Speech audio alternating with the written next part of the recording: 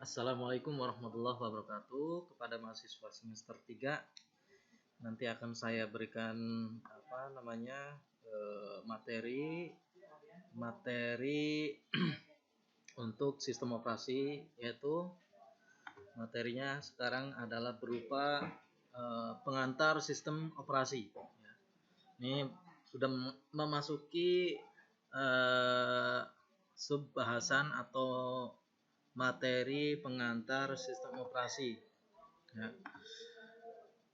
Tujuan materi ini adalah mampu memahami dan menjelaskan terkait konsep dari sistem operasi, mampu memahami dan menjelaskan fungsi dan tujuan sistem operasi, mampu menjelaskan tentang kategori sistem operasi. Ya, tadi nanti kalian bisa menjelaskan, bisa memahami apa itu sistem operasi, apa itu fungsi dan tujuan sistem operasi, dan ada beberapa jenis atau kategori sistem operasi ya, dari namanya aktivitasnya itu sendiri ya, seperti adanya single tasking ya, kemudian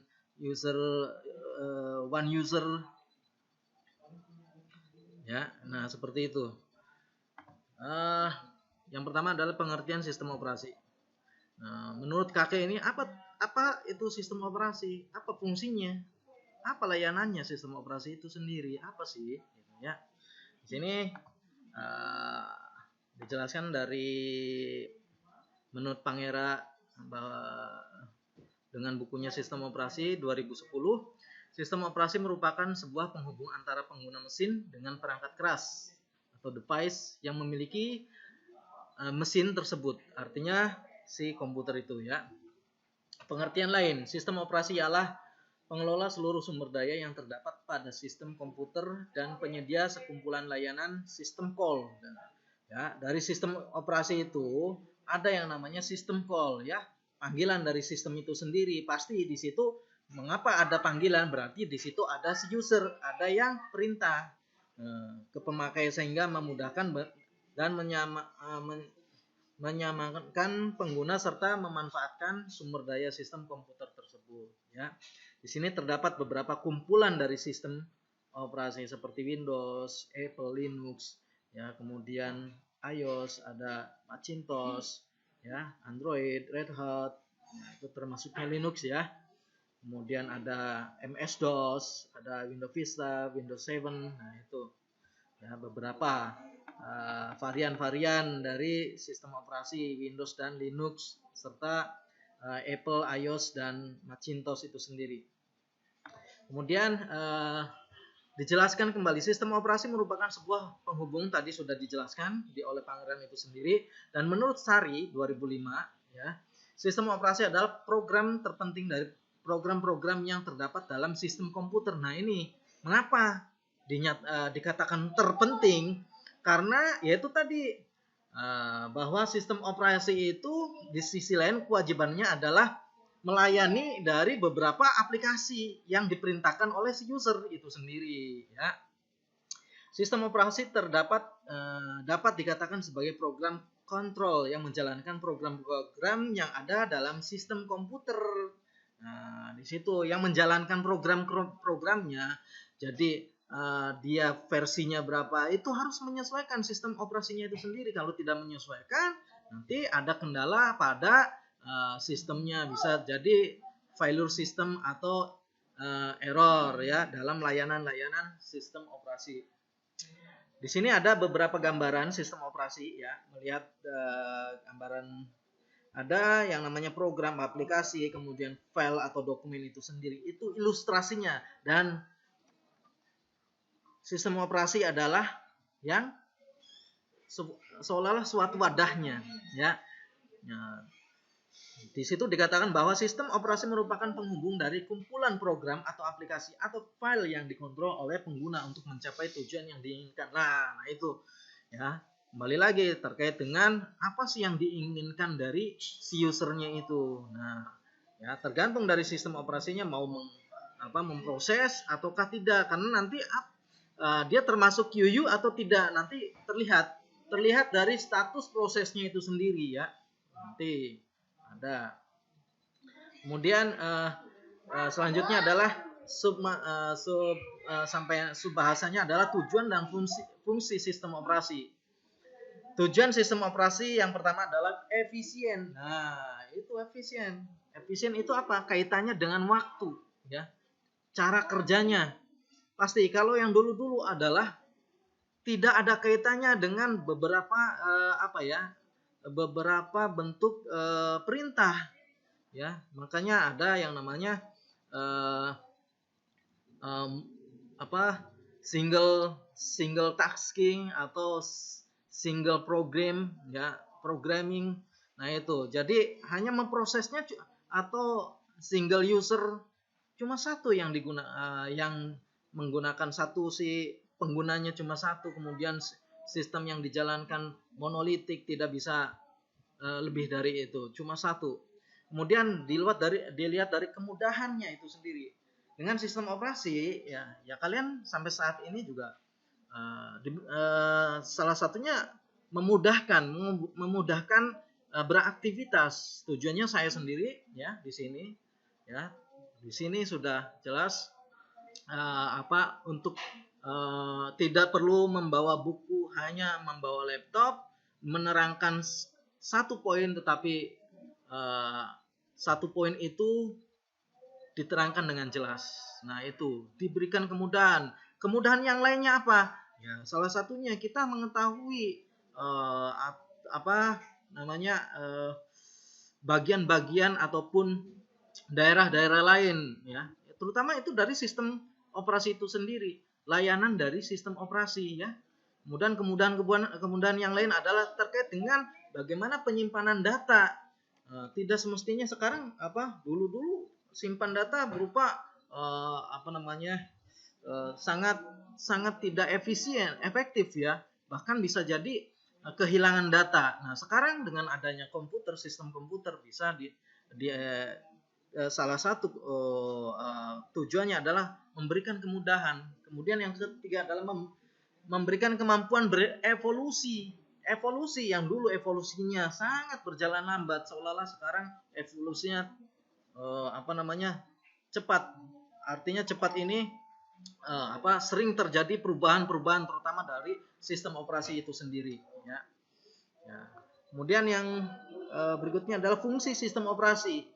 Satu, menjembatani hubungan antara hardware dan software yang dijalankan oleh user. Nah, di situ, ya, sistem operasi itu sebagai jembatan yang menghubungkan antara hardware dan software, gitu. Sehingga si pengguna itu dapat terlayani oleh si komputer dan si softwarenya itu sendiri. Kedua, mengatur dan mengawasi penggunaan hardware dan user dalam berbagai program aplikasi. Nah, yang mengatur bagaimana si user memerintahkan itu diatur oleh sistem operasinya, ya. Bisa jadi kita memberikan perintah itu lebih dari satu, ya. Bahkan pada saat kalian menyalakan komputer itu tidak hanya satu saja yang dijalankan rekayasa perangkat lunaknya, ya. Perangkat lunaknya tidak satu saja, tetapi banyak. Bisa kalian lihat itu sendiri, ya, di sini di task manager. Nah, di task manager itu kalian bisa lihat apa saja sih yang yang dijalankan oleh sistem operasi itu sendiri, ya, dari hardwarenya yang diinginkan oleh usernya itu sendiri. Nah, di sini ada beberapa seperti Katamsa, kemudian seperti Google Chrome, Microsoft HTML application, ya. Nah, rekayasa perangkat lunak lainnya banyak sekali, ya. Itu yang dijalankan. Walaupun 1 MB itu 0,1 itu berapa karakter, berapa biner coba. Nah, bisa dilihat nanti. Oke, itu salah satu dari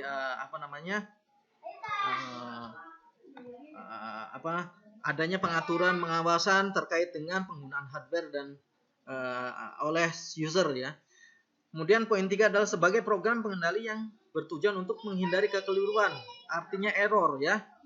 Dan pengguna komputer yang tidak perlu, ya, menghindari kekeliruan, ya.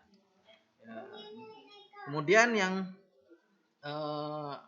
keempat adalah sebagai manajer sumber daya hardware itu sendiri. Jadi yang mengontrol penggunaan sumber dayanya si hardwarenya ini kemampuannya adalah 4 giga ya, 4 gigabyte. Maka yang mengatur adalah si sistem operasinya. Ini untuk menampilkan A, menampilkan B, menjalankan suatu operasi yang lainnya, rekayasa perangkat lunaknya. Yang mengatur adalah si sistem operasinya itu sendiri. Kemudian adalah konsep dasar sistem operasinya. Ya, cikal bakal pengembangan sistem operasi awal dikenal sebagai sistem batch. Sistem batch itu adalah semacam Microsoft DOS ya. DOS dulu memang generasinya seperti itu, pakai DOS. Nah, itu sistem batch pertama mengumpulkan job-job dalam bentuk perhitungan numerik dan menggunakan IBM. Nah, ini ada ilustrasinya seperti ini. Ilustrasinya bahwa si programmer itu menyimpan card readernya pada tape driver ya. Nah, di sini kemudian input tape, system tape dan output tape. Di sini memprosesnya pada mesin lain ya untuk menghasilkan. Kemudian dikembalikan lagi ya pada sistem 1401. Nah, di sini ada sistem 1401 ada 2 dan ya bisa terlihat di sini dijelaskan program membawa card ke 1401 poin B 1401 membaca batch job pada tape ya. Operator membawa dan seterusnya. Nah, kemudian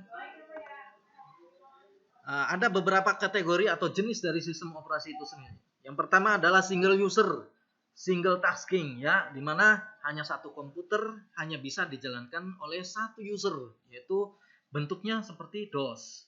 Ya, kedua, multi user tetapi single tasking. Jadi satu komputer bisa dijalankan oleh lebih dari satu user ya. Lebih dari satu user ya. Nah, hanya cuma satu komputer saja.